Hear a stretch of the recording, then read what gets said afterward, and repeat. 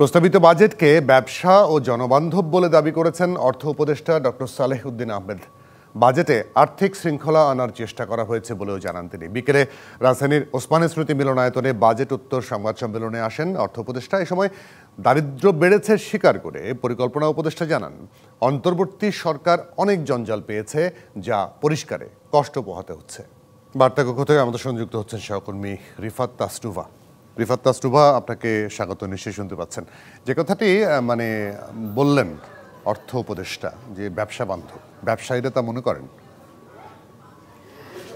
আসলে জুয়েল, দেখেন, যখন অন্তর্বর্তী সরকার ক্ষমতায় আসা আওয়ামী লীগ সরকারের পতনের পর তখন কিন্তু সাধারণ মানুষের, বিশেষ করে ব্যবসায়ীদের থেকে শুরু করে সব স্তরের মানুষের কিন্তু অনেক প্রত্যাশা ছিল এবং তারা আসলে এটাকে ক্ষমতা বলবো না, যদি বলি তারা দায়িত্ব গ্রহণের পর অনেক প্রতিশ্রুতি কিন্তু দিয়েছিল এসব সংস্কারের। আমরা যতটুকু জেনেছি যে আজকে বাজেট উত্তর একটি সংবাদ সম্মেলন, এটা প্রতি বছরই হয়, সাংবাদিকদের মুখোমুখি হতে হয় অর্থ উপদেষ্টা বা যিনি অর্থমন্ত্রী থাকেন, যিনি বাজেট পেশ করেন তাকে। এবারও কিন্তু তাই হয়েছে। আজকে আমরা যেই সংবাদ সম্মেলনটি দেখতে পেলাম, এখানে আমরা দেখেছি অর্থ উপদেষ্টা একটি কথা বলেছেন যে বাজেট জনবান্ধব হয়েছে এবং একই সাথে বাজেট ব্যবসা বান্ধব হয়েছে। এবং তিনি কিন্তু একটি কথা বলেছেন যে একটি মিতব্যয়ী বাজেট দেওয়ার জন্য তারা চেষ্টা করেছেন।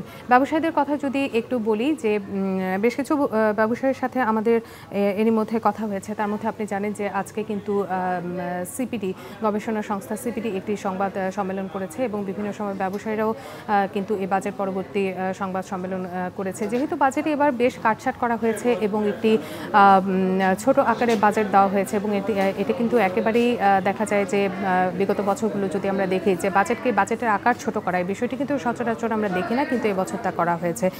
আমরা দেখেছি যে জুলাই আন্দোলনের আগে এবং পরে আলটিমেটলি ছোট। আপনার কাছে কি মনে হয়? কারণ বিগত সরকারের সর্বশেষ বাজেট ছিল 7,97,000, এবার হয়েছে 7,90,000, 7,000 কোটি টাকা কম। খুব কি ছোট? দেখেন, এখানে কিছু বিষয় কিন্তু রয়েছে, যেমন আমরা কিন্তু এখানে তুলনায় যেতে পারবো না।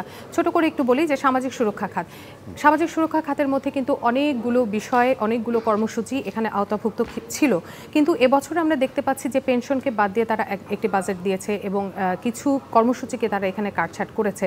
তাই বাজেটকে যে একেবারেই তুলনামূলকভাবে ছোট বলবেন, এটির কিন্তু কোনো সুযোগ নেই, কারণ এখানে কর্মসূচি কিছু বাদ দেওয়া হয়েছে। প্রকল্পের ক্ষেত্রে যদি আমরা দেখি যে বেশ কিছু প্রকল্প রয়েছে যারা বিগত সরকার নিয়ে এসেছেন, সেই প্রকল্পগুলো প্রায় 2/3 কাজ শেষ হয়ে গেছে।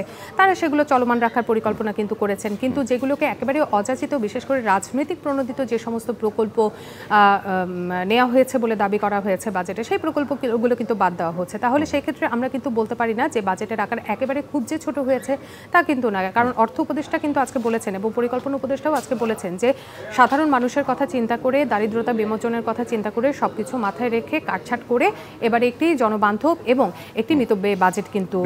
একটা জায়গায় আপনি ফোকাস করেন, আপনি যেটা বলছিলেন যে সিপিডি প্রেস কনফারেন্স করেছে, তারা বলেছে গতকালকে তাৎক্ষণিক প্রতিক্রিয়ায় বলেছে যে কালো টাকা সাদা করার বিশেষ করে ফোকাস করেছে। আচ্ছা, কালো টাকা সাদা করার ফলে কি এমন সুবিধা হয়েছে দেশের? কটা ফ্ল্যাট প্লট বিক্রি হয়েছে ঘোষণা দিয়ে? আমাদের এই হিসাবটা বোধহয় করা দরকার, সরকারের কাছে নিশ্চয়ই আছে বেশ, কারণ বিগত সরকার তো শুনেইনি, এই সরকারও শুনছে না কারো কথা।